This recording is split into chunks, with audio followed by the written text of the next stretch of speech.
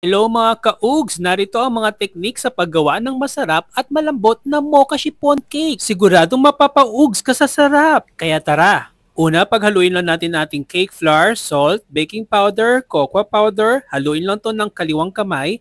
Pagkatapos, isisip natin ito ng 2 beses at mamaya yung pangatlo. Simutin lang natin ang ating mga dry ingredients. Pagkatapos kung may buo-buo, itapon lang to at iset aside. Pagkatapos, paghaluin natin ng tubig, evap. Ilalagay na natin ang ating coffee powder pagkatapos vanilla essence. Haluin ng kaliwang kamay para mawala ang buo-buong kape. Pwedeng gumamit ng mas pinong coffee powder para mawala ang pamumuo. Salain at ihalo sa egg yolk mixture. I-add natin ang asukal at ating canola oil. Haluin lang ito ng kaliwang kamay pagkatapos isi-sift in na natin ang ating mga dry ingredients. At imekos-mekos lang natin ito pagkatapos hahaluin ulit natin ito hanggang sa wala ng buo-buo. Kapag nangalay na ang kaliwa, kananin mo na siya. Pag nahalo na ito ng maigi, set aside at gagawa naman na tayo ng meringue. Gamit ang Kenwood mixer, imimix natin ng ating egg whites. Pagkatapos lalagyan natin ito ng cream of tartar o kaya lemon juice. Pag wala kayong cream of tartar, pwedeng lemon juice o kaya vinegar. Gamit ang high speed ng ating mixer na Kenwood, ilalagay na natin dahan-dahan ang ating white sugar. Tutuloy lang natin ang ating pagmix ng ating egg whites hanggang sa maging stiff peak ang ating egg whites. Kapag tayong-tayo na or stiff na ang ating meringue, ayan, kitang-kita naman natin, ihahalo lang natin ito sa ating egg yolk mixture. I-divide lang yung ating meringue sa 3 para hindi tayo mahirapan sa pagmix.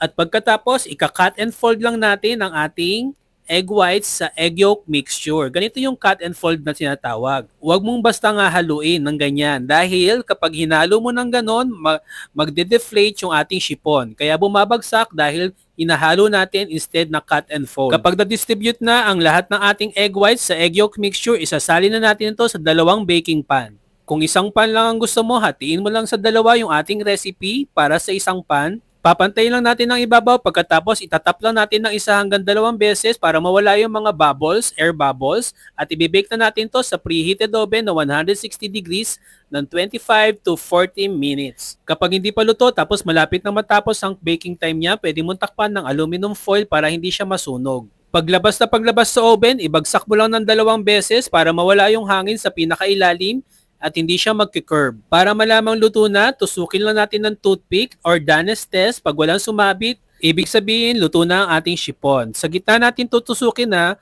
hindi po sa gilid. Sa gitna. Palamigin lang natin ang ating chiffon cake. Kailangan malamig na ang ating chiffon cake bago i-unmold sa baking pan. Ang baking pan na ginamit natin, hindi na natin ito nilagyan ng oil at hindi na rin tayo naglagay ng baking paper. Ito yung isa sa technique para hindi mag-deflate ang ating chiffon cake. Dahan-dahan mo lang i-unmold ang ating chiffon cake, parang relasyon yan. Dinadahan-dahan para hindi masira, iniingatan. Pagkatapos ito, pwede kang gumamit ng whipped cream o kaya ng whipping paste para sa frosting. Kahit anong trip mo, pwede mo ilagay sa ating mocha chiffon cake. Recommended ko talaga itong buttery whipped cream ng Baker's Delight. Napakasarap lalo na pag nilagyan mo ng cocoa powder. Sa susunod nating tutorial, tuturuan ko kayo gumamit ng Baker's Delight Buttery Whipped Cream na napakasarap at sobrang daling gamitin.